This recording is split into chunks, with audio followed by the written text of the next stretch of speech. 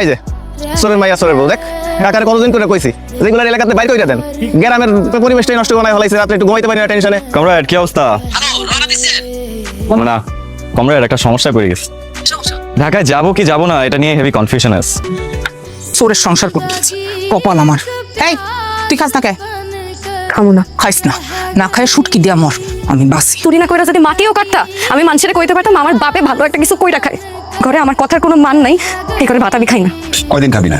7 দিন খামো না। 7 দিন পরে তো খাবি নাকি? 7 দিন না খেয়ে থাকলে মানুষ বাঁচে, 7 দিন পর পয়সা থাকলে তো খাবো। এই ভাত সে আমি প্রতিজ্ঞা করতেছি, তুই যা করবি আমি তাই শুনো।